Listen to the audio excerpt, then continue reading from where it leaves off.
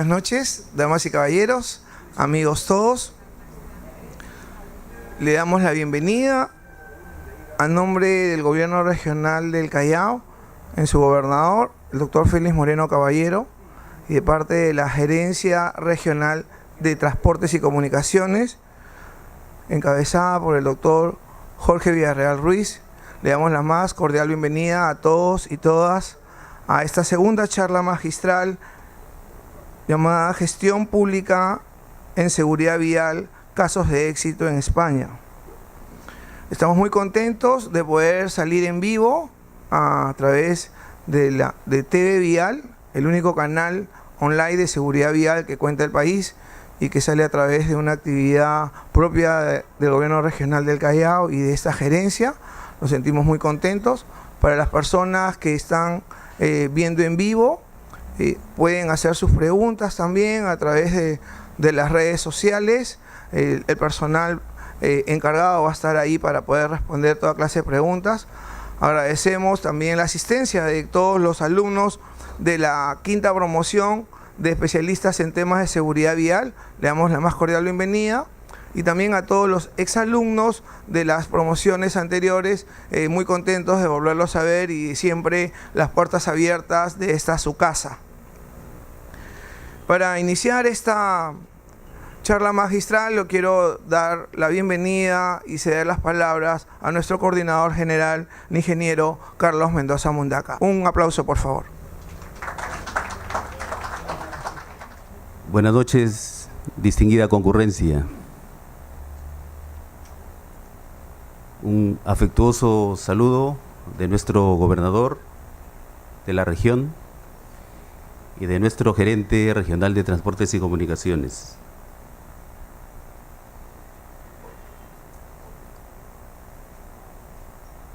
En la metrópoli Lima y Callao,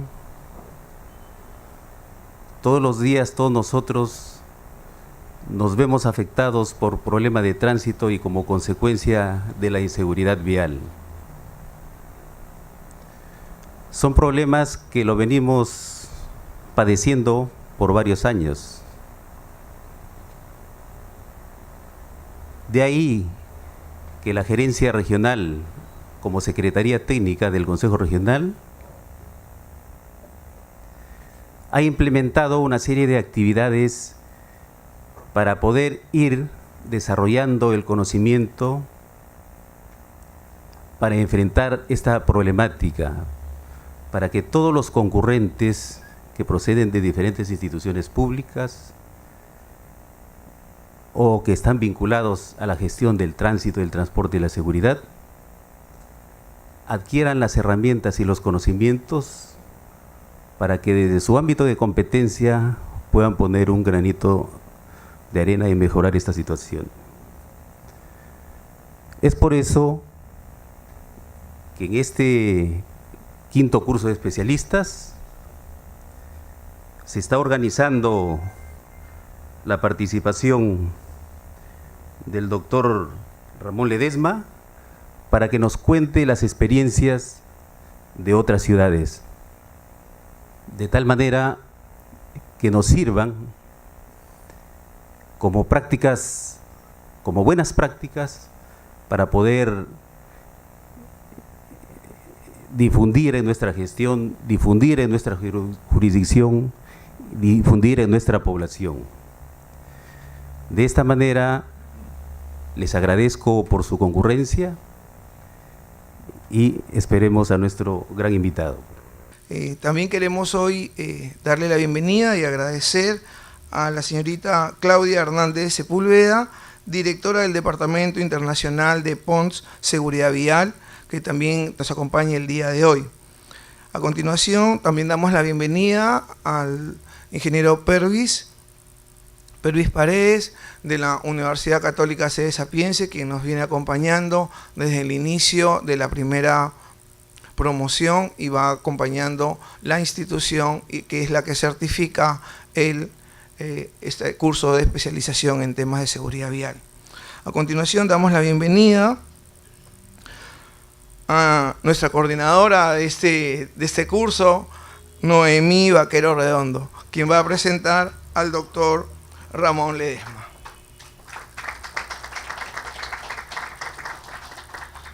Buenas noches a todos, bienvenidos a la segunda charla magistral de esta quinta edición del curso de Seguridad Vial. Para mí es un honor presentar a Ramón. Ramón Ledesma es consejero asesor de POMS Seguridad Vial en materia de estrategia y política pública en seguridad vial, abogado en la actualidad, ha ocupado diferentes puestos en el sector público de la seguridad vial. Entre los años 2005 y 2012 desempeñó el cargo de subdirector general de Ordenación Normativa en la Dirección General de Tráfico de España, siendo responsable de proyectos como la implantación en España de permiso por puntos, el Centro Estatal de Tratamiento de Denuncias de Radares, la reforma de procedimiento sancionador o la modernización en los procesos de gestión del registro de vehículos y conductores. Antes de su incorporación en la DGT, la Dirección General de Tráfico, desempeñó otros puestos de responsabilidad en la Administración Pública, como jefe provincial de tráfico en Cáceres, jefe local de tráfico de Sabadell, jefe de servicio de formación vial en Cádiz y jefe local de tráfico de la isla de Palma. Bueno, es autor también de diferentes publicaciones relacionadas con la política pública de seguridad vial, donde destaca el decálogo para la correcta gestión de las sanciones de radar o el decálogo para la correcta implantación del permiso por puntos. Puedo seguir hablando más de Ramón, pero creo que merece más la pena que él comience con su charla y bueno, un aplauso para él. Bienvenido, Ramón. El primer éxito de un territorio es que te expliquen esto. Es que en mi territorio, en mi país, en mi provincia, cuando entran los conductores, levantan el pie del acelerador y se comportan. Un país seguro no es... La seguridad de un país no se mide por los robos, se mide por su seguridad vial. Cuando tú entras a un país, a un territorio, entiendes que es seguro cuando ves que el tráfico es seguro. Por lo tanto, insisto, enhorabuena, porque suena por todos los sitios, que cuando entras a Callao levantas el pie. 50% de la seguridad vial ganada. Vamos a intentar explicar lo que fue, habrán oído algunos de ustedes el supuesto español en el que estuvimos implicados algunos de los responsables públicos que ahora pertenecemos al grupo PONS, es un grupo de consultoría estratégica que ayudamos a implementar los procesos de éxito, digamos, de seguridad vial, los casos de éxito, ayudando a los gobiernos. Y lo que vamos a intentar explicar es lo que funciona y lo mejor, lo que no funciona, porque el éxito de la seguridad vial es que cada uno le explique al siguiente lo que no le va bien. A nosotros, en España, nos ayudaron a hacerlo los franceses y los alemanes, pero lo más importante no es que nos explicasen su sistema, es lo que no funcionaba de su sistema, para que nosotros no copiásemos los errores. Vamos a ver si soy capaz de explicar aquello que no funciona, para que en lo que pueda ayudar, pues puedan ustedes no cometer los errores que cometieron o cometimos en España. La situación en España en 2001 era la siguiente. Nosotros teníamos casi cada año 100.000 accidentes con víctimas, 5.400 muertos, 26.000 heridos graves y 125.000 heridos leves. Con 25 millones de vehículos y 22 millones de conductores, nos da la tasa por la que se mide a todos los países, muertos por millón de habitantes. ¿Qué tasa era esa en España? 136 fallecidos por cada millón de habitantes. O lo que es lo mismo, 5,4 fallecidos por cada 100 accidentes. La pregunta es, ¿era mucho? ¿Era poco? ¿Era una situación ordinaria? ¿En qué situación nos encontramos? Pues la respuesta es que éramos un desastre en Europa. En los países de nuestro entorno, España representaba un agujero negro. Con 136 muertos por millón de habitantes, estábamos más cerca de los países que se acababan de incorporar a la Unión Europea, Estonia, Lituania, Eslovenia, es decir, países nuevos dentro de la Unión, que estaban en desarrollo y se incorporaron a la Unión, que en los países en los que por nivel económico deberíamos estar. Francia, Reino Unido, Países Bajos, donde por nuestro nivel de renta y por nuestro nivel de desarrollo y años en la Unión Europea deberíamos tener. Con niveles de 60, 70, 80 muertos por millón, pues no, estábamos cerca de los países con 180, 160 muertos por millón de habitantes. Es decir, éramos un desastre, éramos un agujero negro dentro de la media europea, ¿no?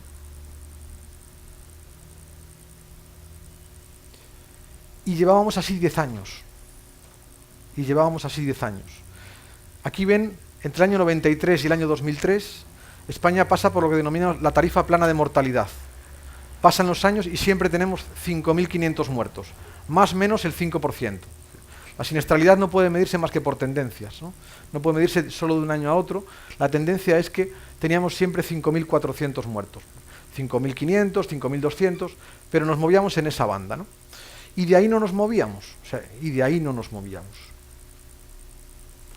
Si analizábamos las causas por las que nos encontrábamos en esta situación, pues son relativamente sencillas porque siempre son las mismas en las situaciones de inseguridad vial. El 39% de fallecidos en turismo no llevaba cinturón. El 27% de fallecidos no llevaba casco. El 28% de conductores fallecidos en autopista iba por encima del límite legal establecido. Y un dato muy importante, el 37% de los conductores muertos tenía alcohol por encima de las tasas legalmente establecidas. Es decir, cuando se hacía el análisis del Instituto Toxicológico del muerto, en el 37% había presencia de alcohol por encima de los límites legales establecidos. Bien, en definitiva, la norma existía, o sea, no se podía correr, había límites de velocidad, había sanciones por límites de velocidad, no se podía beber, había límite de alcohol que no se podía superar, la sanción existía, había que utilizar el cinturón de seguridad, era obligatorio, había que utilizar el casco, pero la norma no se cumplía. O sea, las normas existían, pero las normas no se cumplían. Y por lo tanto, lo que era necesario era una fiscalización eficiente. Este era el eje central que nos diferenciaba de Europa, ¿no? Bueno, en el año 2004, el gobierno toma la voluntad política, toma esto como un problema de Estado y decide fijar un objetivo, reducir la tasa de mortalidad en el plazo de 4 años en un 40%. Ojo, que veníamos de 10 años sin reducir nada. En este momento, el objetivo que se pretendía era este, que durante los próximos años bajásemos de este modo la tasa de siniestralidad. Pero la realidad era otra, que es que llevábamos 10 años con la misma tasa de mortalidad y en teoría íbamos a seguir igual. Con lo cual los responsables políticos se mojaron, tomaron una decisión en la que esta diapositiva, cuando se puso en el año 2004, todo el mundo se reía de ella. Nadie iba a decir que en el plazo de 4 años vamos a bajar un 40% el número de fallecidos. Bueno, recuerdo los comentarios en aquella época, ¿no? Pero repito, esto en teoría vamos a seguir así y este era el objetivo del gobierno. Se traza un plan estratégico en el que se crea el Observatorio Nacional de Seguridad Vial. Los organismos internacionales dicen que tiene que haber un órgano auditor de cómo está la situación, como el médico que audita cómo nos encontramos. Si no sabemos cómo estamos, es imposible tomar decisiones. El aumento de la plantilla de los agentes de tráfico, el establecimiento de planes municipales de seguridad vial, nuevas campañas de información por tipo de riesgo. De nada sirve decir comportémonos todos en la vía, hay que focalizar donde hay un problema para lanzar la campaña sobre el problema, la motocicleta, el alcohol, en fin. Un nuevo modelo de formación de conductores especialmente dirigido a la moto, que va a ser el problema durante los próximos años, y 2 medidas estrella, o una medida estrella que es conjunta, la fiscalización. Cambiar el sistema de fiscalización. Y cambiar el sistema de fiscalización implicaba 2 cosas. Cambiar el sistema jurídico de la fiscalización, el procedimiento, el modo, la forma, la sanción, y la implantación de los dispositivos tecnológicos de vigilancia, la fiscalización electrónica, es decir, dar cabida al proceso de fiscalización electrónica, automática, con todos los sistemas de dispositivos. Esta es un poco la foto que se trazó durante estos años, ¿no? Lo mezclo, lo digo, porque se mezclan, insisto, normativa, gestión y tecnología. Si alguna de las patas falla, no vamos bien. Las 3 patas tienen que actuar de una manera combinada. Por lo tanto, no es un problema solo de ingenieros, no es un problema solo de jurídicos, es un problema de gestión pública. O sea, de cómo gestionamos para que las multas se pongan y se paguen. Y además se paguen en el plazo de 30 días, 40 días, 50 días. Entonces, es una mezcla entre abogados, ingenieros, todos tienen que tener claro el objetivo, que las multas se pongan y se paguen. Que se pongan en el plazo de 10 días, que se notifiquen en el plazo de 10 días, 15 días, y que se paguen en el plazo de 20, 30, 40 días. Todo en procesos masivos, automáticos. En aquel momento, insisto, nosotros teníamos una situación insostenible en materia de seguridad vial y lo que hicimos fue copiar o tomar la experiencia de otros países de nuestro entorno que parece que funcionaban. Entonces, los países que mejores resultados tenían, ¿qué tenían? Tenían el sistema de puntos dentro del permiso de conducir, ¿no? Curiosamente, el país que mejores resultados tenía, Reino Unido, lo tenía desde el año 82. Bueno, los sistemas de puntos son muy variados, pero pueden ser ascendentes, descendentes, sumar, restar. Al final hay un número de puntos que vale lo que vale tu permiso de conducir. Lo importante es el valor que tiene el concepto, ¿no? El como veremos a continuación. Bueno, pues decidimos atacar y poner en marcha el permiso por puntos como herramienta para ayudar a la fiscalización del sistema, ¿no? Repito, visitamos todos los países y nos explicaron todos los modelos y pudimos tomar nota de lo que no existía. Porque una mala decisión en la decisión pública del sistema por puntos puede hundir la seguridad vial. O sea, ahora lo veremos un poco a continuación, ¿no? Rápidamente, ¿qué hicimos en España? Porque no es importante qué hicimos en España, sino el si a mí me preguntan qué habría que hacer, qué podríamos hacer, qué conclusiones podría sacar. En España tenemos un sistema en el que el permiso vale 12 puntos, y en el que se quitan infracciones por una serie de puntos por una serie de infracciones. Pusimos el sistema, se aprobó la norma en julio del 2005, en el año 2005, muy importante, la norma se aprobó por todos los grupos políticos, con la mayoría del consenso del 90% de los diputados, porque si el grupo mayoritario vota en contra, el sistema va a estar muerto. Durante la legislatura van a ir a por él, la oposición va a ir a por él.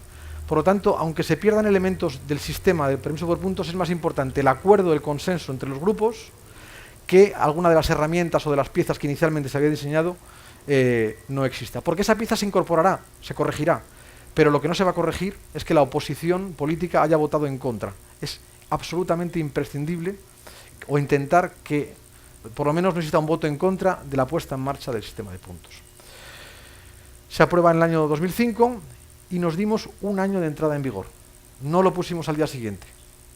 Entendimos que aquello era un proceso que había que explicarle a los ciudadanos, pedagogía, comunicación. Tan importante como la norma, la aprobación de la norma, era la explicación de la norma. De hecho, se gastaron 8 millones de euros en comunicación, en explicación, en cómo funcionaba. Se trataba de que nadie perdiese puntos, no de pillar a la gente infringiendo. Por lo tanto, creíamos que la labor divulgativa, explicativa, era muy importante.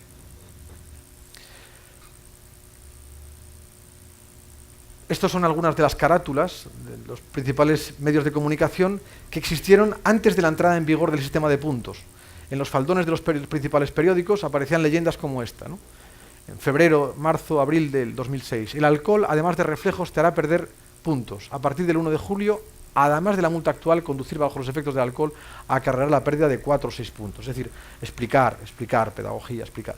Utilizamos la prensa, utilizamos la televisión y utilizamos de una manera muy fuerte la radio, como es el medio natural de comunicación con el conductor, y por tanto es donde podemos más enganchar con su estado en el que está, en el que podemos hablar más con el conductor, ¿no? El sitio web donde explicamos pedagogía de todo el sistema. La primera parte de la conferencia dice: conclusiones del permiso por puntos. A nosotros, en España, nos fue bien, porque teníamos una situación que nos iba bien implantarla. No teníamos permiso por puntos y queríamos ayudar a empujar las normas. Entonces, el sistema de puntos nos fue una buena opción y se convirtió en la principal herramienta contra la siniestralidad del factor humano. ¿Quiere decir esto que debe exportarse a todos los países? No. Como veremos a continuación, no es así. O sea, a nosotros nos fue bien, pero no quiere decir que vaya bien el sistema de puntos. Antes hay que arreglar una serie de cosas, una serie de ingredientes, porque si no los arreglamos, va a fracasar el sistema de puntos. Nació como una reacción a una situación insostenible de seguridad vial, traía un cambio, que es que el permiso de conducir, en vez de verse como un papelito que nos dan, pasó a verse como un bien jurídico, como algo que tienes que proteger, cuidar. De hecho, en la propia exposición de motivos habla de crédito de confianza que la sociedad, que la administración te da para conducir, que si lo traicionas, te lo retira. O sea, es decir, el valor del permiso, ¿no? Y aquí es donde quizás le puedo hacer algunas aportaciones sobre lo que tiene, ¿no?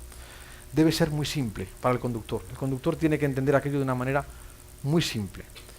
Nosotros durante el permiso por punto luego lo volvimos a retocar, todos los sistemas se vuelven a retocar, y lo que hicimos fue empezar a quitar infracciones que quitaban puntos.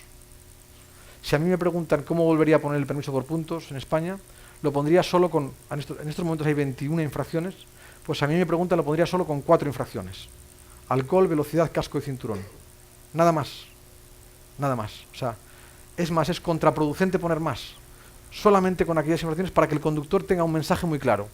Si bebo, si corro en exceso, si no uso el casco y si no uso el cinturón, es que me van a quitar puntos. Se trata de quitar muy poquitos puntos y que muy poca gente entre dentro del sistema.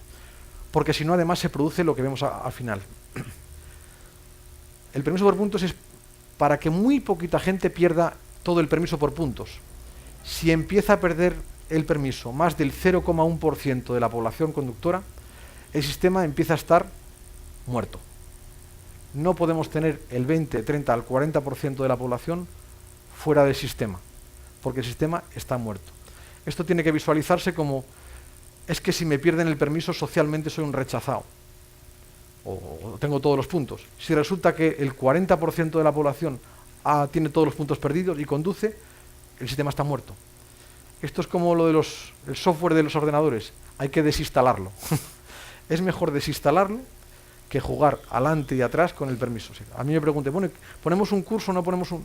No, si el problema no es ese. El problema es que el 30% de la población está fuera del sistema. El sistema está muerto. O sea, no nos sirve para lo que queríamos, ¿no? Habrá que tomar otras medidas, reiniciarlo, resetearlo, pero esa medida no nos sirve, ¿no?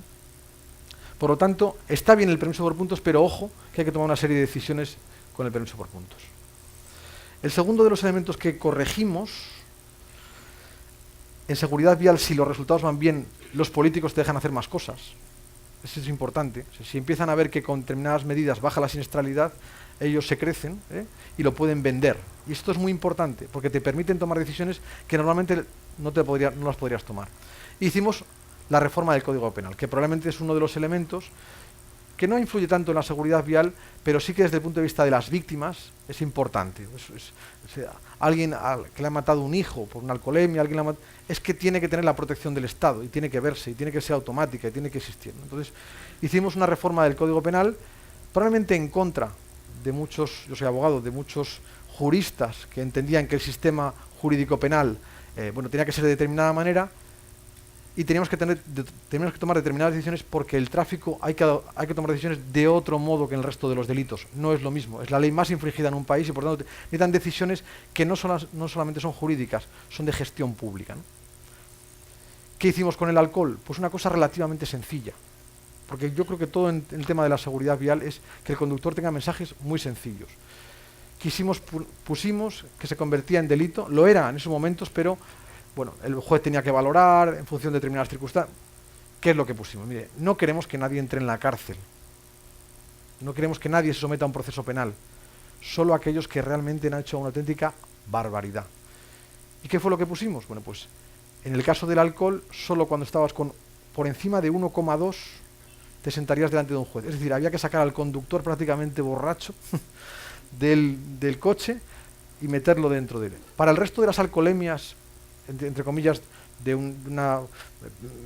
no mucha de que había alcoholemia, pero no había un exceso muy grande, había una multa y había unos puntos. Ya está. O sea, es decir, el conductor ya se llevaba una multa y unos puntos.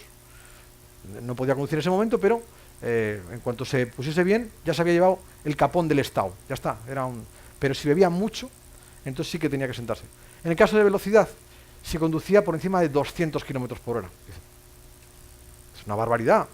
Es que el objetivo era no pillar a nadie, pero que el conductor asociase una raya en la cual dice, oye, es que es una barbaridad conducir a 200 km por hora. ¿Os queda claro? Dice, no va a entrar nadie, pero el que entre va a ir directo a la cárcel. Es decir, que no entrase nadie, muy sencillo, muy simple, ¿no?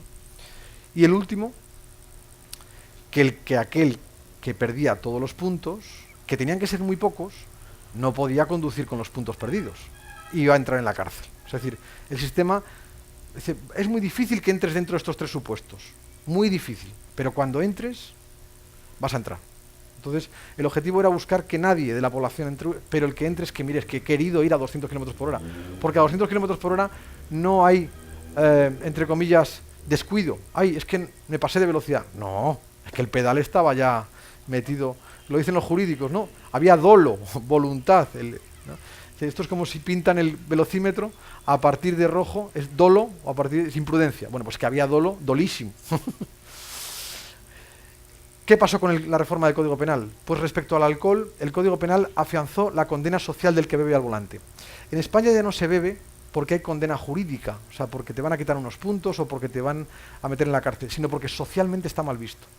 Cuando se sienta la gente a la mesa, a comer o a cenar, y alguien dice que va a beber o a conducir, está mal visto, está rechazado, está apestado socialmente. Esto es el valor, ¿no? Que socialmente en fin, te expulsan. O sea, es que en una comida de trabajo puedes perder el negocio por decir esto. O sea, es una barbaridad. Entonces, esta es la condena social. El llegar a la condena social es lo que hace que el sistema funcione, ¿no? Respecto a la velocidad, el Código Penal inició la condena social a los grandes excesos de velocidad. ¿Qué supuso eso? Hasta aquel momento se decía, los que tenemos más de 40 años, corrimos, bebimos, no nos poníamos el cinturón. En aquel momento, en el caso de la velocidad, decíamos, hacemos Madrid-Barcelona, voy a hacer Madrid-Barcelona en 3 horas. Entonces era el efecto campeón. Yo soy un campeón, yo corro, y fíjate dónde llego, tal. En estos momentos dices que haces Madrid-Barcelona en 3 horas y es el efecto payaso. Tú eres un payaso. En la carretera estamos todos, y socialmente es un espacio que compartimos. Primero, no lo vas a conseguir porque está ahí los radares.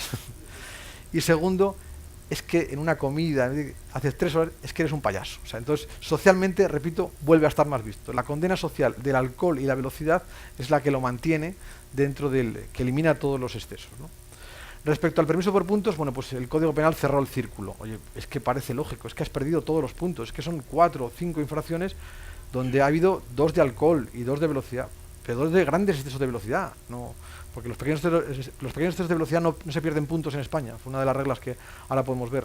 Solo se pierden puntos cuando empiezas a partir de 150 km por hora. No hay que poner puntos por pequeños excesos, nunca.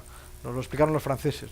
El sistema lo quiebras. Tiene que haber muy poquitos puntos perdidos, pero por excesos con voluntad, con que querías ir a esa velocidad, ¿no? Entonces, respecto al permiso por puntos, dice, oye, si es que te hemos dado tantas oportunidades y sois 15.000 de una población de 25 millones de conductores, pues mira, es que, en fin, se acabó, vas al Código Penal, ¿no? Y respecto a la conducción sin tener permiso, nos ayudó a que la gente que estaba fuera del sistema no tenía permiso a irla metiendo, ¿no? Nos dimos un plazo de 1 año de entrada en vigor para empezar a meter gente que estaba fuera del sistema. Y la última de las reformas que pusimos en marcha fue un nuevo procedimiento administrativo sancionador. Desde que te ponen la denuncia, la foto, la fiscalización electrónica o la denuncia de la gente, hasta que la pagas, tiene que concurrir un tiempo muy pequeño y además pagarse el 70%. Esto es lo que mantiene los sistemas de control de un país, que la multa se pone y la multa se paga. Se pone, se notifica, se paga. Se pone, se notifica, se paga. ¿Qué es lo que pretendíamos con ese procedimiento sancionador? Bueno, pues en aquel momento nosotros formamos parte, ustedes, nosotros los españoles, formamos parte de lo que llamamos el sistema jurídico administrativo latino. Existe el debido proceso, ¿cómo no? El ciudadano tiene derecho, cuando le formulan una denuncia, a su fase de alegaciones, a su fase de resolución, a todas las pruebas, a todos los informes. Por Dios, por supuesto, ¿cómo no va a ser? Pero una cosa es que tenga todos los derechos y otra cosa es introducir algún tipo de fórmula para cerrar cosas que son evidentes, que es una denuncia de un agente y es una cámara que hace una foto con un aparato homologado, certificado. Entonces, introducimos lo que denominamos el procedimiento abreviado, que fue que en el plazo, si usted, una vez realizada la foto del radar o la denuncia formulada por el agente, abona la multa en el plazo de 20 días, le hacemos una reducción del 50% y el expediente queda cerrado y firme. O sea, es un acuerdo, es un convenio, es pacto, dejar el sistema aparte. Pero le doy unas ventajas y una serie. Para esto hicimos varias cosas. Primero, bajamos el precio de las multas. No era importante subir las multas, al revés, todo lo contrario. Multas altas no se pagan y las multas tienen que pagarse. Entonces bajamos el precio de la multa a un precio de 25 años para atrás. Solo queríamos que la gente pagase las multas. Con la reforma pasó a pagar las multas de un 40% a un 75% de la gente. Nadie tiene ganas de pagar una multa, pero cuando me la ponen, ayude al conductor a que cierre. Y ahora explicaré una anécdota. Dice, más nosotros que somos latinos. Más nosotros que somos latinos. Cuando introdujimos esta reforma, volvió a caer un 15% la siniestralidad. Esto es una anécdota que les cuento, ¿no? Y una reunión de los directores de tráfico de Europa, una reunión periódica en Alemania, Francia, y explicamos nuestra reforma. Hemos introducido el 20%, el 50% del pronto pago si el expediente se cierra, se paga en el 50%. Bueno, en ese momento hubo 2 reacciones. Levantó la mano la gente de Alemania y levantó la mano la gente de Italia y de Portugal. Levantó la mano la gente de Alemania y dice, no entiendo nada. Que ustedes le rebajan al conductor el 50%. Las multas se pagan, punto, ¿no? Y levantó la mano los italianos y los portugueses, que son latinos como nosotros.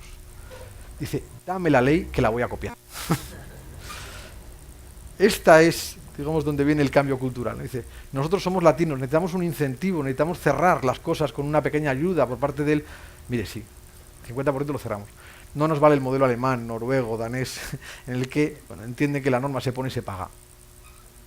Digo por introducir la cultura, que es, cuando ven los modelos, es que el modelo latino, nosotros somos latinos como ustedes, entonces son las diferencias que existen. No encontrarán lo de 50% en muchos sitios más que en ámbitos latinos, ¿no?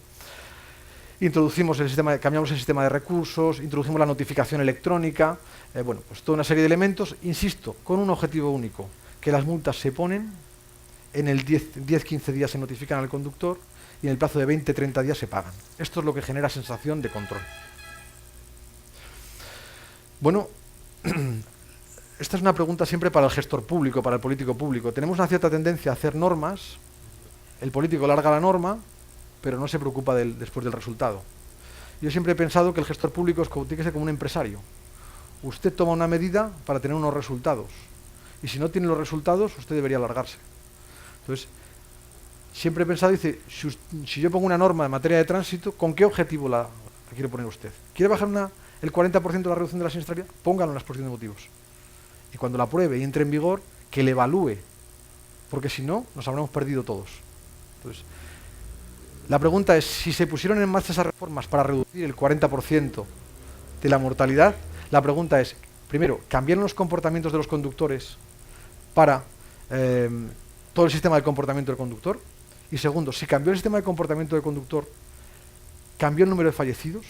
¿Cambiamos esa tarifa plana? Pues esto fue lo que pasó. El cinturón, en 2001 utilizamos el 79% de uso del cinturón, en el año 2011 el 97% de uso, 25 puntos más de uso en el cinturón de seguridad, especialmente los traseros, que teníamos un 50% de uso y pasamos a un 80%. Alcohol. En el 2001, 5 de cada 100 conductores que venían de frente iban borrachos. En 2011, 1,8. 3,2 conductores menos que iban borrachos. Todavía viene 1,8, pero 3, conductores menos no venían borrachos. Y la velocidad. En 2001 el 6% de los conductores iba por encima de los 150 km por hora en autopista. Insisto, la media del 6% quiere decir que íbamos todos. Todos. En 2011 el 0,6. Todo el mundo se mande en la banda baja por debajo del 150 km por hora. Han bajado las velocidades. Y la pregunta es, si cambió el comportamiento del conductor, es decir, si nos ponemos el cinturón, nos ponemos el casco, no bebemos y no corremos, ¿cambiaron los muertos, los fallecidos? Pues estos fueron los resultados. De tener una tarifa plana de mortalidad durante 10 años de 5.500 fallecidos, empezamos a caer en 2004, 2005, 2006, 2007, hasta llegar, el año 2011, un 60% menos de fallecidos. En estos momentos, en 2014, estamos ya en 1.700 fallecidos. Ahora nos movemos en otra tarifa plana, aquí, estamos encallados aquí, pero ya no estamos encallados aquí. Es decir, hemos pasado de estar aquí a estar aquí. Y nuestra situación en Europa cambió, en nuestro entorno. Como veíamos antes, en 2001 teníamos 136 muertos por millón de habitantes. En 2013 España pasó a ser el 5º país mejor del mundo, el 5º país mejor de Europa. Y una cosa que les molesta mucho a los alemanes, por encima de los alemanes y los franceses, que somos latinos, pues por encima de 5 muertos por millón de habitantes, por encima de Francia y Alemania, insisto, que a veces nos autocriticamos mucho por decir que somos más relajados en el cumplimiento de la norma. Bueno, pues se puede tener menos fallecidos por millón de habitantes si tomamos las decisiones oportunas en cuanto al sistema. Y nuestra situación en Europa cambió. Pasamos a ser el 5º país mejor en la Unión Europea. Curiosamente, los países latinos de nuestro entorno que no tomaron las decisiones que nosotros tomamos, no las tomaron de otra manera, seguían atrás, ¿no? Pero nosotros tuvimos la suerte de que, bueno, lo hicimos, nos salió bien, ¿no? Conclusiones, si quieren ya entramos en algún debate, preguntas, porque probablemente más que hable yo es preguntas que puedan ustedes... Primero, sí es posible reducir los accidentes de tráfico.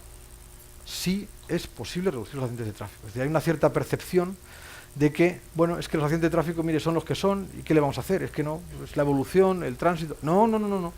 Claro que se puede. Más o menos, pero se puede. Hay margen de mejora, hay mucho margen de mejora.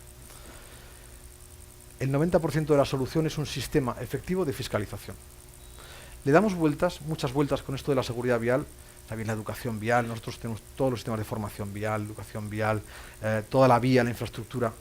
Ojo, las soluciones rápidas y efectivas vienen porque la masa general de vehículos se comporte, porque la masa general de conductores, porque el flujo de tráfico, por lo que pasa en Callao, que cuando el conductor pasa de Lima a Callao, levanta el pie. Es el sistema de fiscalización eficiente.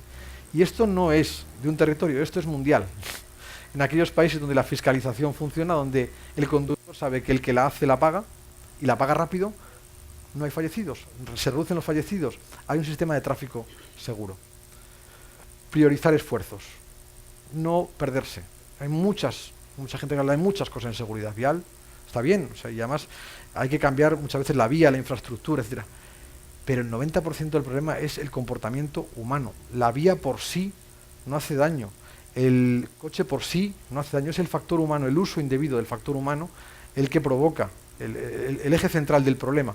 Por lo tanto, y dentro de este eje central, velocidad, alcohol, cinturón y casco. Si estos 4 problemas se tratan en la fiscalización con una serie de reglas, por ejemplo en alcohol, una regla básica que dice que 1 de cada 3 conductores tiene que haber pasado por un control de alcoholemia al año para que él, su primo o su amigo sepan que existe la fiscalización del alcohol.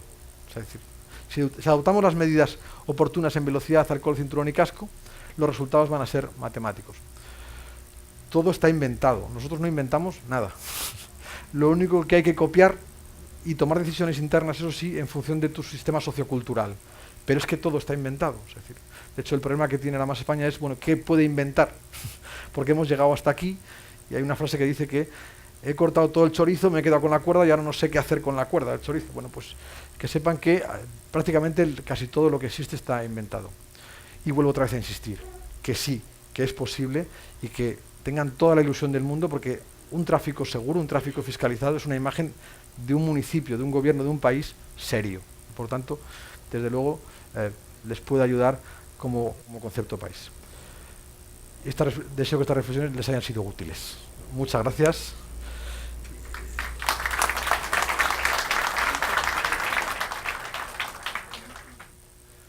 Le daré un dato. En el año 96, con 2 millones de denuncias, 2 millones de denuncias de agentes, radares, alcoholemias, había 1 millón de recursos, 1 millón de alegaciones de conductores.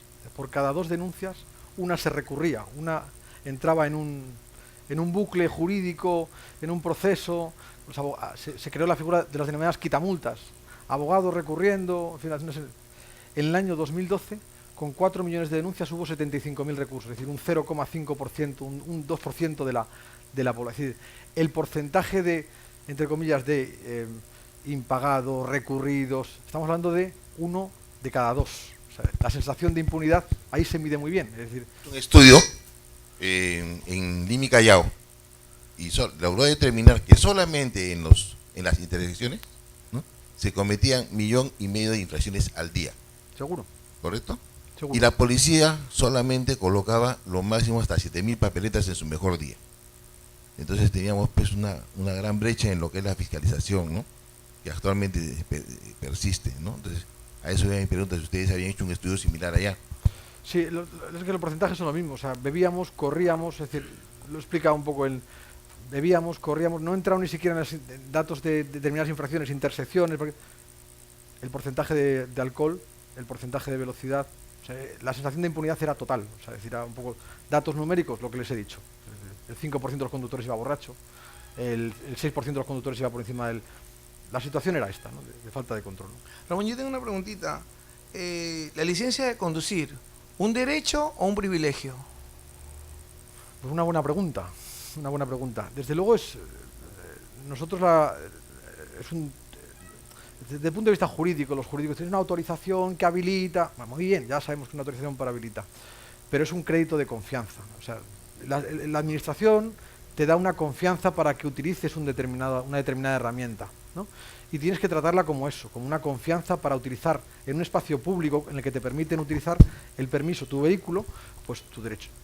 Por lo tanto, sí que es un derecho, pero fundamentalmente es una potestad que tienes, o un bien que tienes que cuidar, que tienes que proteger, pero fundamentalmente porque lo compartes con otra gente. O sea, es decir, es un tema probablemente de social, de entender que socialmente estás compartiendo algo con el resto de ciudadanos. A mí me hablamos mucho nosotros, Pons es la editorial que 8 de cada 10 conductores habrán examinado con más de 40 años con un manual de Pons en formación vial, y hacemos todo el sistema de permisos, licencias, etcétera. Pero aparte de hablar de un registro de conductores, hay que hablar de un registro de no conductores, que son aquellos que han perdido la confianza de la sociedad. La administración ha perdido la confianza en ellos y tienen que estar estigmatizados. Ven ustedes aquellas listas que hay en los impagados. Cuando la gente no paga un crédito, entra en una lista y los marcan a fuego. Pues algo parecido debería hacerse, que es el permiso por puntos. Una serie de gente en el que está incluida dentro de un registro de no conductores. Porque al final el permiso lo vamos a tener que obtener todos. Lo necesitamos para trabajar, para vivir, para desplazarnos. Pero lo que tenemos que gestionar bien es aquellos que han sobrepasado la confianza que se les otorgó para utilizar el permiso. Sabemos que en todos los países siempre el control de tránsito, el control de transporte, ¿no? Que viene a ser dos cosas diferentes, tránsito y transporte son cosas diferentes. Pero lo que quisiéramos saber, mi pregunta directa es, dígame, se supone que también como seres humanos tenemos errores, y las autoridades también tienen muchos errores, como sucede en todos los países del mundo. Entonces, ¿qué hace España? ¿Qué hizo, qué ha hecho hasta ahora, cuando las autoridades se equivocan y el usuario de la vía, ¿no?, donde hace su queja o su descargo o su impunidad respectiva sobre esa papeleta? ¿Procede? ¿No procede? ¿Tiene que buscar causales? Si la autoridad, sabiendo muy bien que está equivocado, o arbitrariamente, o porque tuvo psicológicamente un pleito, también se lo agarran al usuario. ¿Sucede? Le digo a usted. ¿Qué se hizo con eso en España? Le agradecería bastante. Muy bien. Pues precisamente por eso introducimos el llamado el procedimiento ordinario, que es, curiosamente, siempre que hay un asesinato, cualquier tipo de asesinato, pues el juez intenta buscar quién mató a la persona, quién fue el asesino, ¿no? O sea, un proceso de indagación. En las denuncias de la policía y de los aparatos de fiscalización lo tenemos, y tenemos a quien ha dicho quién era, es decir, es el agente o la cámara. Es decir, hay pocas dudas en cuanto al sistema, ¿no? En general, repito, en general, especialmente en la fiscalización electrónica. Pero no sé por qué muchas veces entramos en un barullo administrativo, en huecos fundamentalmente formales, no materiales, porque el hecho se produjo. O sea, la cámara, es que el coche es el que es que el aparato estaba homologado, es que no hay poco que discutir. Entonces lo que nosotros lo que hicimos fue incentivar al conductor, más que incentivar, que el conductor viese, a ver, es que hay poco que discutir. Entonces, está muy claro, ¿no? Entonces, usted lo que tiene que hacer es pagar la multa. Entonces, intentar llevar a la mayoría de la gente a que tuviese que hacer lo que tenía que hacer, que era para pagar la multa. Y aquellos en los que hay errores, eso sí, esos hay que tratarlos con un respeto exquisito. Es más, la teoría es, cuando a medida que más gente pagaba las multas, porque estaba el 50%, porque todo era sencillo para el conductor, los que se quejaban es que normalmente tenían razón. Y había que tratarlos con cariño, con mimo, con especial interés, porque es que normalmente si te quejas cuando te lo han puesto muy fácil, quiere decir que algo pasa. O sea, decir un poco y por tanto hay todavía que ser más cuidadoso con el ciudadano que se ha quejado. Te está diciendo que es que él hubiera cumplido, hubiera pagado el 50%, pero es que, con lo cual, háganle caso. Pero repito, el problema fundamental de la seguridad vial es que está en el 90%, en el 95%, en el 98% de los casos son, lo llamamos en España, sota caballo de rey. Es que había una cámara o es que había un agente. Es que estaba muy claro, era una evidencia científica. El alcohol y la velocidad, repito, los jueces buscan al asesino en un asesinato. Aquí lo tenemos. ¿Quién cometió? Y además con un aparato medido. Entonces, intentar que no entremos en debates sobre cosas que muchas veces que en algún debate la línea continua, la intersección, seguro, siempre. Bueno, si ha actuado de una forma arbitraria, por supuesto, sigue su expediente disciplinario y todo aquello deriva en lo que tiene que derivar, o sea, es decir, en todo el proceso, y además es que está, oye, si has prevaricado, pues por supuesto todo el proceso entra. Lo que pasa es que en la mayoría de las ocasiones no era un tema nosotros no tuvimos ese problema, ¿no? En general, no había, el problema no era de que hubiese prevaricado el guardia, era que el sistema formal que teníamos en el procedimiento sancionador, la notificación, el defecto de forma, nos hacía que todos los procesos se recurriesen, pero no porque los agentes, no porque la autoridad actuase con prevaricación. No, no era el problema nuestro. Ok. Serían otros problemas, pero ese no era el nuestro. Atrás, por favor. Sí, buenas noches. Sabemos que el modelo que se aplica allá en España es uno de los más exitosos en cuanto a seguridad vial, en cuanto a control.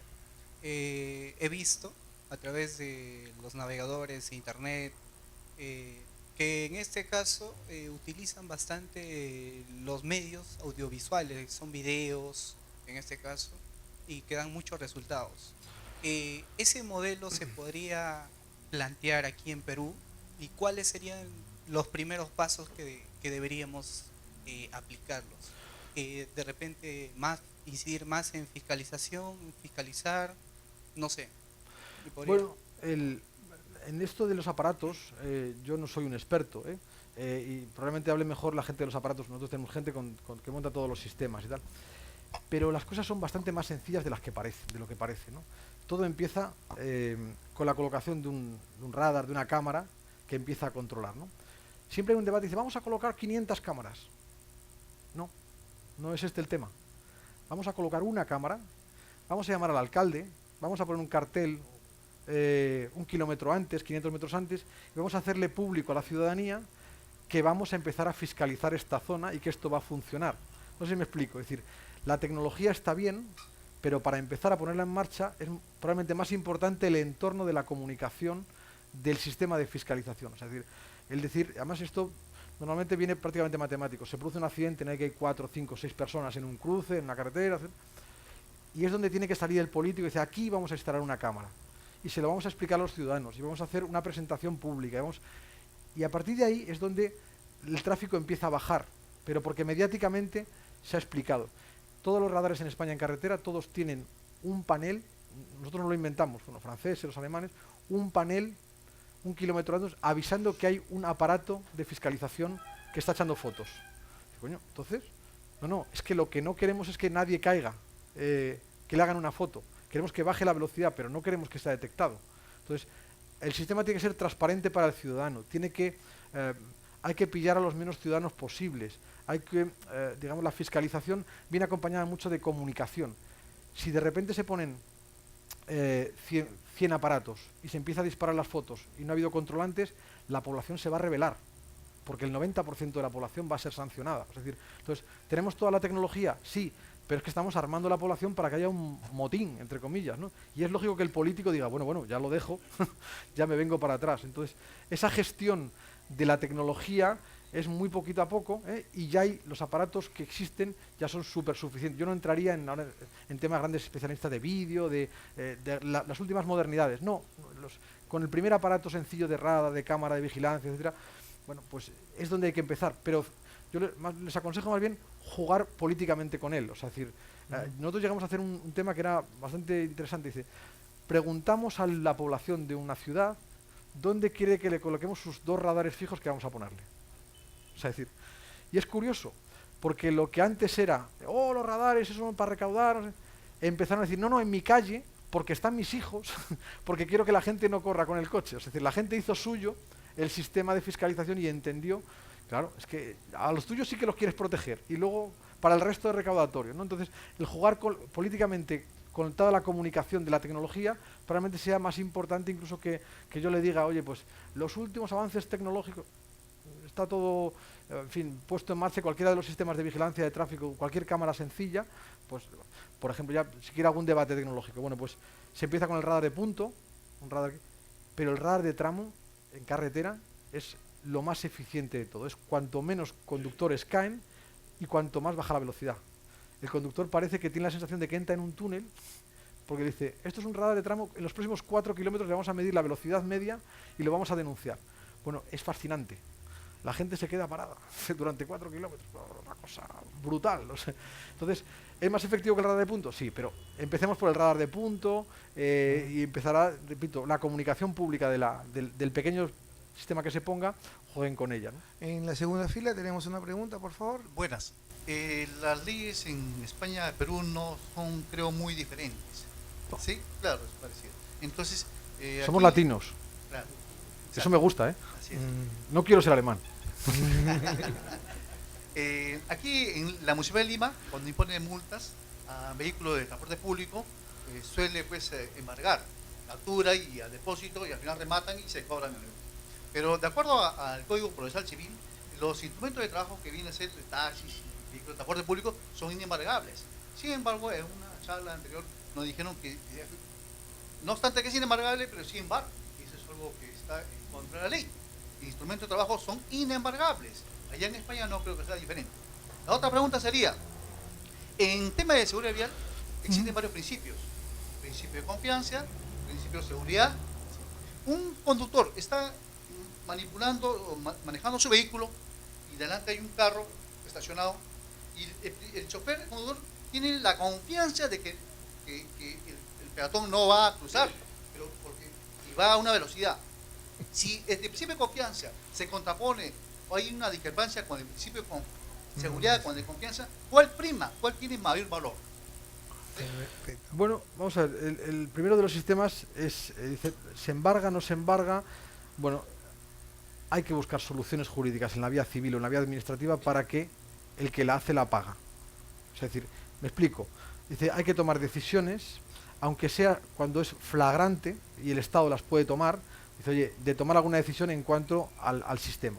Me explico, dice, un taxista que tenga todos los puntos agotados, o que absolutamente aquello no esté en condiciones, hay que tomar una decisión como autoridad pública, pero hay que tomarla, o sea, es decir, tendrá usted que cambiar la norma o tendrá usted que hacerlo, pero la tiene que tomar, porque estamos hablando de que estamos compartiendo un sistema público y por tanto no puede usted andarme con excusas, pues será embargable cuando tiene que embargar, o a lo mejor la palabra no es embargo y la palabra es restricción de circulación si se cumple determinadas condiciones, es decir, jurídicamente los abogados le damos muchas vueltas a muchas cosas, ¿no? Es decir, en España se utiliza mucho ahora con la contaminación. Todo el mundo tiene su licencia, todo el mundo pero, dice, bueno, entonces, ¿qué pasa? ¿Que todo el mundo puede circular por todos los sitios? No, lo que se empieza a utilizar es restricciones a la circulación. Si usted no tiene un vehículo con este tipo de emisiones, o sea, que contamine, sea cero emisiones, usted no puede circular por estas vías. Entonces, tendremos taxistas que como no tienen el taxi eléctrico, que no tiene emisiones, pues no podrán circular por determinada vía. Dice, ¿por qué? Porque hay una restricción a que usted pase por este uso, ¿no? Dice, es igual que usted como peatón, usted como coche no puede pasar por una zona peatonal. Bueno, pues usted dentro del sistema de transporte, si no cumple determinadas condiciones, pues no podrá pasar por determinadas. Entonces, en eso se pueden hacer muchos juegos jurídicos y no seré yo el que sin conocer el sistema le pueda aconsejar cuál es la mejor de ellas. Pero tome alguna decisión de traba, si las características de la infracción, tiene que tomar alguna decisión como está, o sea, no puede quedarse. A nosotros nos pasaba con el tema de los coches, que nos dejaban los coches, iban a los talleres y hacían el presupuesto y el coche quedaba abandonado. Y los talleres, claro, se quedaban con los coches tirados allí y dicen, no, es que es un bien civil y no se puede. Hombre, pues mire, si el coche lleva allí 2 meses, lo ha abandonado el conductor, le ha notificado que lo retire, que usted no quiere retirarlo, pues por ley pusimos al desguace. ¿Está? O sea, hay que tomar alguna decisión legal en algún momento determinado, después, o sea, cuando las cosas son muy claras, el Estado tiene que tomar algún tipo de decisión. O sea, nadie va a quitar los bienes a nadie, pero hay un momento en el que tiene que actuar, es el Estado, alguien tiene que mandar sobre el proceso. ¿Dónde pongamos el límite? Bueno, ponlo primero de una manera flagrante, cuando sea absolutamente flagrante, que es lo que decíamos antes, en una tasa de alcohol de 200 km por hora, y luego empieza a bajar si quieres, pero ponlo en algún momento. ¿Tenemos una pregunta con el doctor Yuri? Sí, ¿cómo está? Buenas noches. Gracias por la exposición muy Se suman experiencias compartidas porque en el Callao en algún momento iniciamos la fiscalización electrónica y obtuvimos ese tipo de resultados, ese tipo de experiencias.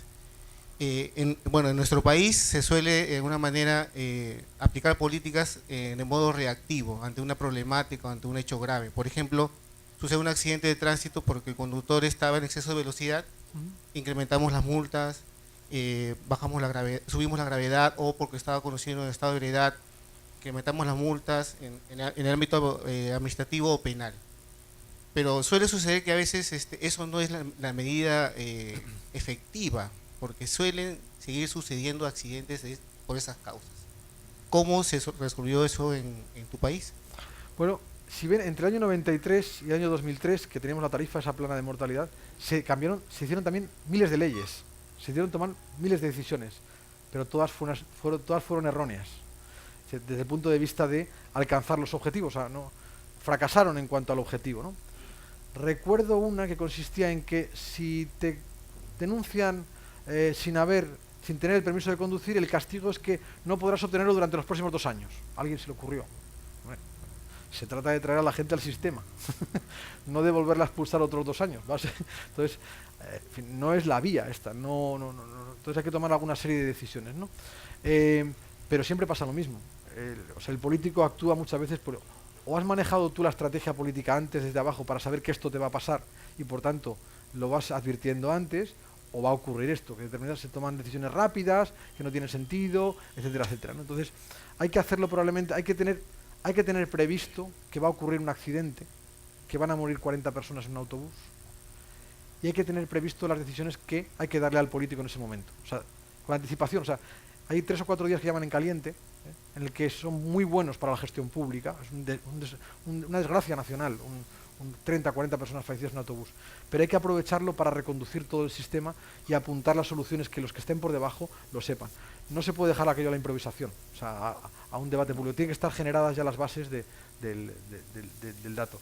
Es un tema de política pública, ¿no? de conocer la experiencia y estar cerca de la experiencia. Nosotros dedicamos a eso, ¿no? Es decir, fundamentalmente a detectar los errores que se han cometido para que los gobiernos no vayan a cometer los mismos, porque se repiten de una manera absolutamente matemática. Entonces, vamos a poner más pérdida de puntos y vamos a poner, si es que no va a funcionar nada, porque nadie mide, al final, es curioso, pero nadie mide la medida. Lanza la medida, ya se queda todo el mundo tranquilo, pero bueno, dentro de 4 meses alguien podrá decirnos si esto ha cambiado. Pues nadie lo mide. Tenemos aquí otra pregunta, segunda fila. Respecto al tema de la tecnología y de los avances que ustedes han logrado, entiendo yo de que ustedes han podido saltar esta etapa de alta, esa tarifa plana, ese valor plano que tenía de accidente de tránsito a una reducción bastante considerable, gracias a las medidas que han tomado, pero ya tenían de por sí una plataforma que era la tecnología implementada en las vías y una policía confiable, una estadística confiable sobre la cual medir. ¿Es posible considerar esas tendencias de bajada que ustedes lograron sin esos inputs anteriores? Es decir, sin tener una plataforma tecnológica que ayude, lo que mencionaban hace un momento uno de los participantes decía, ¿cómo entro a reclamar una sanción mal puesta? Y tú lo decías claramente, hay una fotografía que lo menciona, una fotografía que lo identifica. En este caso, gran parte de la metrópoli, exceptuando la región Callao, no tiene esa tecnología. ¿Es posible pensar en tener una reducción de accidentes sin una plataforma, sin una estadística clara sobre accidentes? Bueno, aquí es que probablemente entraría yo en conflicto comercial, porque la mayor plataforma de fiscalización integral la tenemos nosotros, todo el diseño. Pero es que no es el tema. Es decir, la voluntad política y el inicio de la notificación y lanzar una notificación con la Cámara ya es el primer paso. O sea, digamos, que no le vendamos o que nadie le venda una gran plataforma tecnológica. No, se introduce el aparato y se genera el número de expediente y se lanza la comunicación. Luego empezará a tener que montar más módulos o tendrá que empezar a montar más alegaciones, más recursos, pero de momento empezamos a jugar con la voluntad. El sistema te irá dando más cosas. Es decir, por tanto, no es tampoco cierto, dice que hasta que no tenga la plataforma de fiscalización total y absoluta, va a conseguir los resultados. No, es un tema más de voluntad política y lo que decíamos antes de jugar con la comunicación pública. Es decir, insisto, se va a producir un accidente en un determinado cruce, van a morir una serie de gente, va a haber víctimas infantiles. En ese momento hay que, todos como los que saben de este tema, tienen que tomar una serie de decisiones en esos 4 días. Y se va a instalar una cámara. Y vamos a poner un aviso. Y vamos a empezar a lanzar. Pero ese sistema lo tienen que tener preparado. Y no es complicado. O sea, es decir, es una cámara y es la generación del... O sea, y vamos a empezar dentro de 2 meses. Entonces, durante 2 meses vamos a lanzar comunicaciones, viendo que aquí hemos puesto un radar que de momento no es sanción, para que la gente le vayan llegando a casa y vaya notando la sensación de control, y dentro de 2 o 3 meses, cuando ustedes tienen capacidad ya para, pues entonces empiezan las notificaciones. Pero no es un tema muy o sea, no esperen a que esté toda la tecnología implementada, porque se lo va a ir dando lo que van necesitando el sistema, ¿no? No es el eje fundamental de la solución. Insisto, que nosotros somos los que tenemos la mayor plataforma que cubre todo el circuito, ¿no? Desde la captura de la denuncia, la pasarela de pagos, el cobro, pero es que estamos hablando de política pública para empezar. Entonces, bueno, pues se ha demostrado en el Callao, han empezado, y entonces, bueno, pues oye, seguro que le irán pidiendo más cosas el sistema. Vamos a dar pase a dos preguntas que tenemos que nos hacen por las redes sociales, ¿sí? Y luego continuamos nosotros con las preguntas aquí en vivo. Así es. Uno de nuestros amigos que nos están siguiendo en las redes nos pregunta qué papel juega la tecnología en una adecuada fiscalización. Y otra pregunta también en tema tecnología, dice, he escuchado las principales infracciones en las cuales se enfocaron para lograr objetivos. Hoy en día, con la tecnología al alcance de la mano, ¿han considerado que el uso excesivo del celular, especialmente redes sociales, WhatsApp, causa más accidentes que conducir en estado etílico? Vamos a ver, velocidad y alcohol son los temas. Si la velocidad y el alcohol se resuelven, el 70% del problema está resuelto, ¿no? O sea, es que no hay discusión sobre este tema. Respecto al teléfono móvil, pues le voy a ser sincero, no lo hemos resuelto nadie, ni en España ni en ningún sitio. O sea, tenemos un problema con el teléfono móvil. Y tampoco creo que el sistema sancionador sea el problema, porque se ha demostrado que poniendo sanciones, poniendo puntos, poniendo multas, no creo que sea el problema. Yo no soy capaz de dar una solución al sistema. Algo pasa, algo nos pasa, es un tema cultural, no lo sé. Hay países con mejores resultados que España, de los 4 que tiene ahí, que no tienen sanción por el teléfono móvil. Es decir, no es un tema de probablemente de poner más puntos o poner más multa, vayamos a conseguir. No, en España seguimos teniendo un problema con el teléfono móvil, con el WhatsApp, es uno de los problemas básicos. Y yo no les puedo decir la solución porque no se ha solucionado. Con lo cual, a la primera de las preguntas sí que le puedo decir, velocidad y alcohol es matemático, y en el tema del uso del teléfono móvil, el problema sigue sin estar resuelto en el mundo. Sigue sin estar resuelto en el mundo. Ahí tenemos una pregunta, Zuni. Sí. Buenas noches. Interesante los 4 puntos que ustedes han mencionado que acá no se aplican. Y la pequeña gran diferencia que tenemos es que si bien es cierto somos latinos, la cultura es distante. Acá la cultura, en todo el sentido de la palabra, es mala. No hablamos de educación, sino de cultura. Pero también en este tema vemos de que, tanto en el caso del Callao como en el caso de Lima, en el caso del Callao, la incongruencia en la cual en cualquier sitio limitan la velocidad sin sentido. Vías en las cuales nadie se cruza, que no tienen ni por qué cruzar, la limitan y ahí es donde aprovechan y multan. Y por otro lado, en Lima mismo, el crecimiento automovilístico del parque automotor es lo que estamos viendo en este momento, ¿no? No hay zona de estacionamiento. Se incrementa el conflicto vehicular, los atoros, y no hay solución, y lo único que están haciendo actualmente es multa, lo que usted menciona. Acá en el curso preguntó uno de mis colegas, uno de mis amigos, algo claro. ¿Para qué tenemos un vehículo nuevo si nos limitan? ¿Cuál es la finalidad? Pero en el meollo que usted mencionó, alcohol, sí, es crítico. Pero no todas las personas reaccionan igual tampoco. Hay unas personas que basta con un dedo de cerveza y ya están muertos. Entonces, hablan de tecnología, pero ustedes supongo, y eso sí quisiera que me dijeran, ¿no?, que la tecnología, ¿ustedes quién la maneja? ¿El mismo municipio, el mismo ayuntamiento? ¿Lo que es propiedad? ¿Es el Estado? Porque en el caso propio del Callao, con todo lo que se habla, son privados y lo manejan de diferentes formas. Muy, quizás la mejor palabra y más suave decir, muy a la ligera. Por eso ¿allá es privado o es el mismo municipio que lo maneja? Bueno, hay muchas preguntas por el medio, ¿no? Respecto al alcohol, bueno, pues el debate siempre es, me influye más, me influye menos, si es hombre o mujer, el peso, es que está claro, las evidencias son bastante claras, ¿no? Pero siempre hay unos estándares mínimos que te dicen, y son a nivel mundial, o sea, es decir, curiosamente, en algunos países tienen introducidos la tasa 0,0 de alcohol. Ninguno de los países que están entre los 10 del mundo tiene tasa 0,0 de alcohol. No es el tema. O sea, no es el tema. O sea, es decir, no se van a conseguir mejores resultados por el 0,0 de alcohol. Es cosas razonables, lógicas, y en el que la mayoría de la población no introduzca. Tasas de 0,25. Son estándares más o menos en todo el mundo, con lo cual poco debate a decir. Porque ahí sí que cuando entra el alcohol te influye y es cuando sí que el porcentaje te dice que ha habido una influencia general, ¿no? Respecto al tema de la fiscalización, quizás sí he escuchado mucho.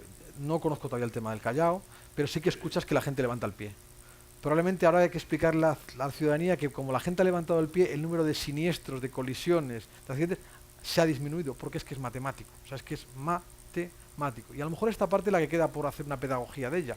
O sea, dice, oye, mire, hicimos esto y ya no nos ha pasado esto. ¿Sí? Porque yo no conozco los datos ahora, pero se los podría certificar prácticamente. Es decir, en cuanto se produce un cambio de comportamiento, la alteración, esta sensación general, es matemático. Número de infracciones procesadas, pagadas, sensación de impunidad cae y automáticamente el número de siniestros, colisiones, se reducen. O sea, y esto a lo mejor es lo que queda por hacer, mucho más explicativo. Hemos conseguido esto. Respecto a la tercerización, ¿no? Que se llama la externalización de todos los sistemas. Bueno, aquí fórmulas de todo tipo, en países, gobiernos, regiones, cada uno ha hecho o ha empezado de una manera, unos han empezado con un sistema propietario, ¿no? Hombre, en general hay dos reglas, ¿no? Primero, el control de la situación tiene que ser totalmente público, o sea, los expedientes, los números que entran, tiene que tener un control total de lo que tiene entre manos. ¿Quiere decir que tiene que ser público el sistema? No. De hecho, el 90% de los sistemas no son públicos, están tercerizados, o sea, se gestionan por concesión, por una determinada manera. El cómo acertar con el sistema de contrato es lo importante, ¿no? O sea, el medir por niveles de servicio, por el control de la plataforma, por el control de los elementos tecnológicos. En España, el Centro Fundamental de Gestión de Radares pues tiene 4 funcionarios y el resto son 100 personas de una serie de empresas tercerizadas, ¿no? Pero el sistema es automático, es control férreo por parte de la administración. O sea, entran a todas las plataformas, hasta la cocina, que digo yo, y por tanto el contrato dice que usted entra y no tiene más que, en fin, las decisiones las toma siempre el público, y usted simplemente ejecuta, trata las sanciones, las mueve, pero está tercerizado. Entonces, probablemente hacer el éxito de un buen contrato de concesión, a mí me tocó montar en el caso español, ¿no? Era un contrato de 25 millones de euros, ¿no? O sea, es decir, para tratar 4 millones de denuncias. Bueno, pues al principio nos fue con problemas, pero al final llegamos a una serie de acuerdos, para que las cosas fuesen, y mucha transparencia, eso sí. Todos los datos de todo tienen que salir a la ciudadanía, todos, multas, denuncias puestas, denuncias pagadas, denuncias no cobradas, o sea, todo tiene que salir fuera. Hay un dato, por ejemplo, que muchas veces el 40% de las fotos que se hacen se tiran a la basura. Se tiran a la basura. Podrían haber generado infracción, pero porque la placa está mal o porque está negra.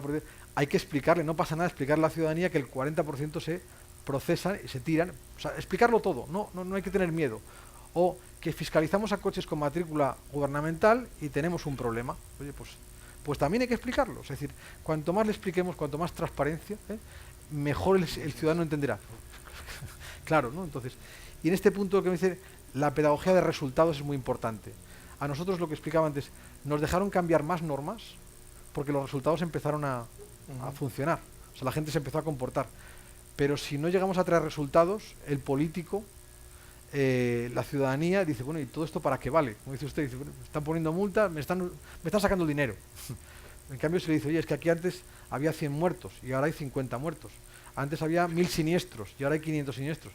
Pues entonces dice, oye, sigan, porque es la seguridad de mis hijos, la seguridad de mi familia. O sea, es decir, mucha pedagogía y mucha transparencia. Si esa falla, o sea, por eso digo que el sistema de fiscalización es muy complejo, o sea, y puede hacer aguas si alguno de los elementos no se explica bien. O sea, el ciudadano tiene derecho a que le expliquen en fin, ¿qué está pasando ahí dentro? ¿Está tercerizado? Sí, pero me explique usted qué es lo que pasa. Dice un poco lo que ha ido sucediendo en el Callao, porque en el Callao, si no me deja mentir, Luis Llovera, creo que pasamos por cada 100.000 habitantes, pasamos a 5, pasamos a 4, y ahora hemos llegado a 3, o 3.5, 3.6. Entonces, en el año 2013, 2014 y 2015 hemos ido bajando de 5 por cada 100.000, de 4 por cada 100.000 y de 3, por fallecidos. Sí, fallecidos. Entonces ha ido disminuyendo. Hagan que a un nivel anuncio nacional eso así de grande. ¿No? Que a nivel nacional eso no se sabe, que a nivel nacional la gente no maneja esos números, pero sin embargo para nosotros es algo importante. Por eso es que en realidad esta gerencia invierte muchísimo en lo que es capacitación, en todo ello. Ante eso justamente iba una repregunta que yo tenía.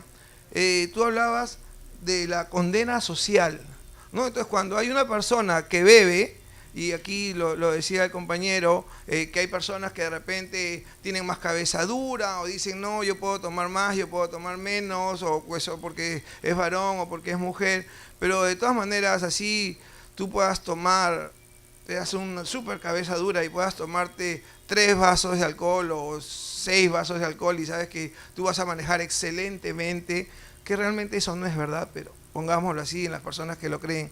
La condena social, ¿cómo debe repercutir? Porque yo creo que cada uno de nosotros que estamos aquí y las personas que nos están viendo a través de TV Vial, somos agentes de cambio y que más bien nosotros debemos de ser férreos en ello, ¿no? De poder conducir y de dar el ejemplo al decir no alcohol si manejas, no teléfono si manejas.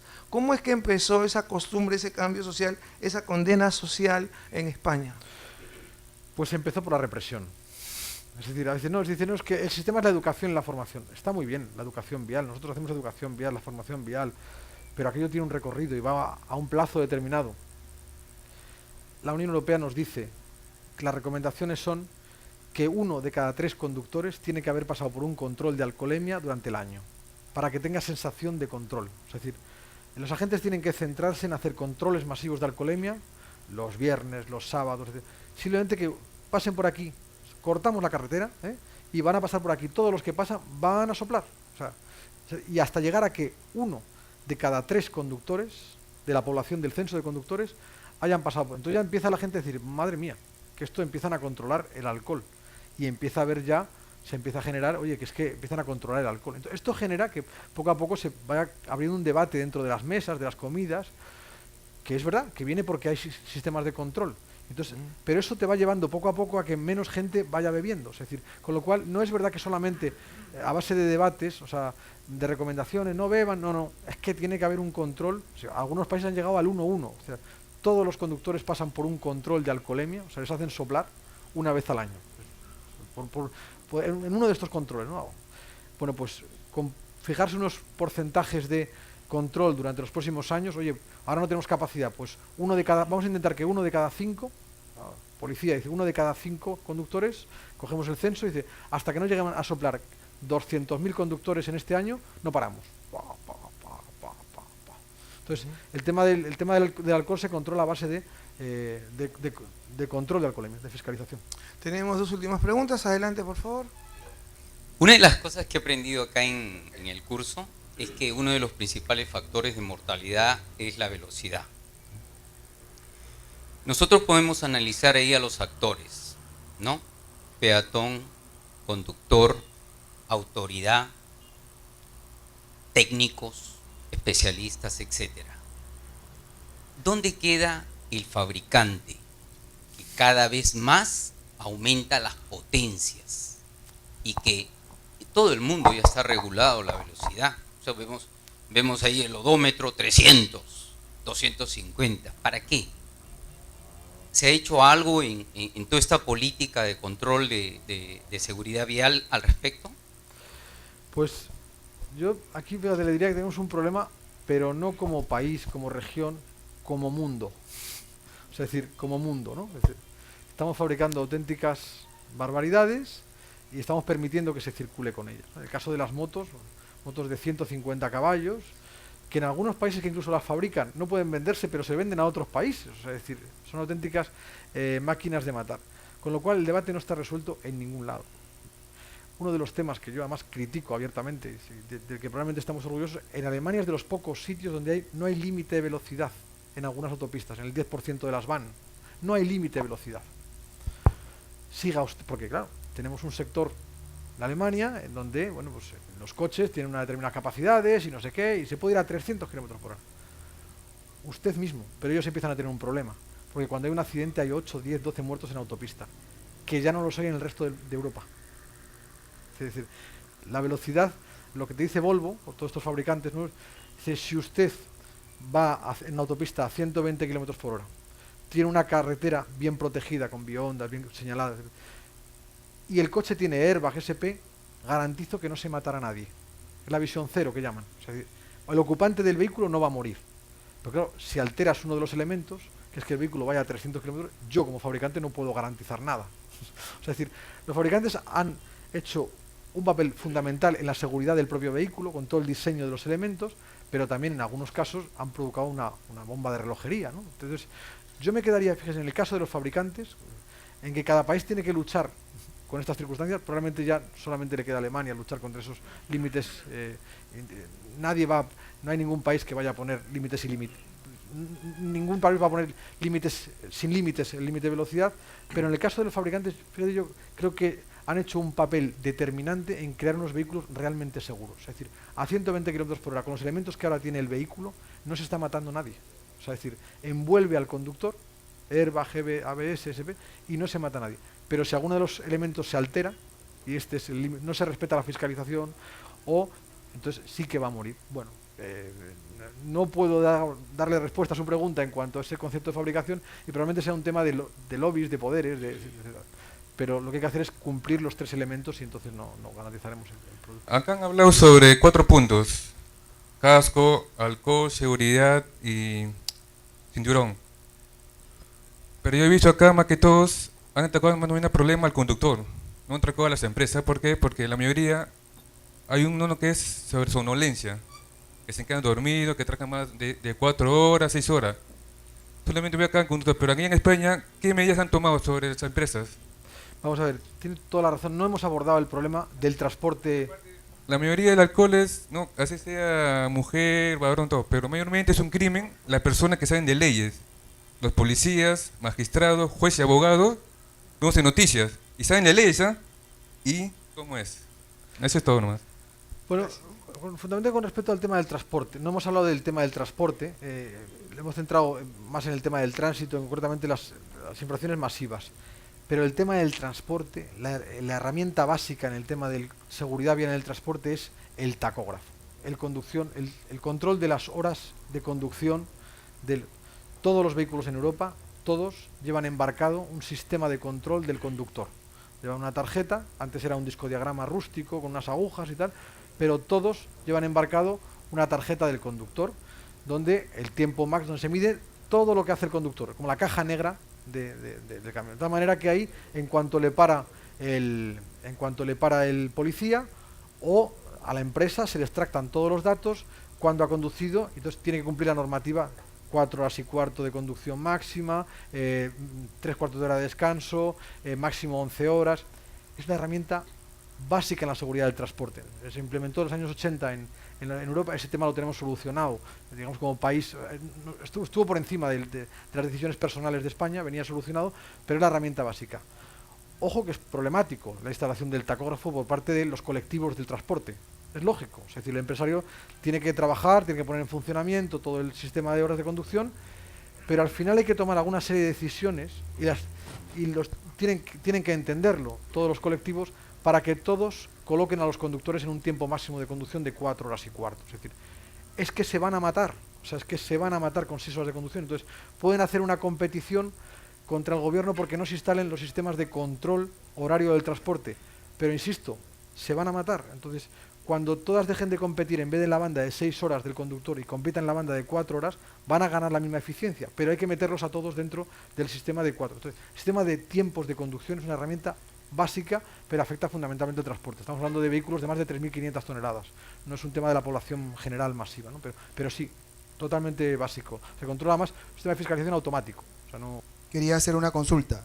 O sea, el problema, a mi entender, de la seguridad vial pasa por la concientización y un trabajo conjunto entre la ciudadanía y las autoridades encargadas de transporte a nivel nacional, porque noto lo que se aplica en el Callao no se aplica en Lima, y lo que se aplica en las regiones, cada uno de ellos tiene una óptica muy diferente y no tenemos un plan integral proyectándonos a largo plazo. Por eso que no se ven los resultados que deberían darse, porque España y Perú somos muy parecidos.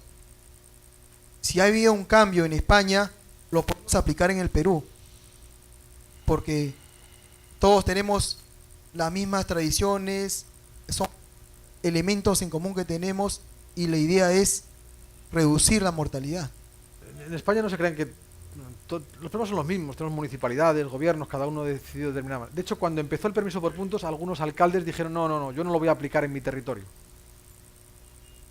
Muy bien. Te espero. Hablamos con la Fiscalía de Seguridad Vial. ojo, como tengas un accidente que haya 4, 5, 6 muertos y no tengas puesta la norma de primeros puntos, vamos a ir a por ti. Vamos a ir a por ti, porque estás haciendo dejación de un sistema de seguridad pública de tus ciudadanos. O sea, es decir, aquí hay un elemento, dice, que tiene que entender los gobiernos. Es que te estás jugando la seguridad. En el caso de ustedes de Perú, lo tienen. Hay un ejemplo, es el del Callao. Hagan un anuncio publicitario del tema de los muertos por millón de habitantes. O sea, explíquenlo. O sea, a lo mejor ya han hecho la primera parte, la más complicada, pero hay un elemento de pedagogía importantísimo. Entonces, que probablemente no por liderazgo institucional, ustedes no mandan sobre el resto del país, pero por liderazgo moral, que le expliquen al resto lo que tiene que hacer. La solución está aquí, que es la misma que hizo todos los territorios en el mundo. Usted verá como gobierno de otra municipalidad si la quiere implementar o no. Puede jugar a muchas cosas, pero el sistema de fiscalización es el que convierte que haya 5 muertos por millón de habitantes en 3 muertos por millón de habitantes. Entonces, la pedagogía, insisto, la explicación, la transparencia que veíamos antes, es que es básica. O sea, es decir, estamos hablando de hablar con 25 millones de conductores, con 4 millones de conductores. Hagan un esfuerzo en explicarlo. Es muy importante. O sea, es decir, a lo mejor ya tienen sus resultados, lo saben ustedes, pero gástense el dinero en publicidad. Pero es que es para su país. O sea, es decir, explíquenlo. O sea, explíquenlo. Ok, muchísimas gracias, Ramón. Un fuerte aplauso, por favor.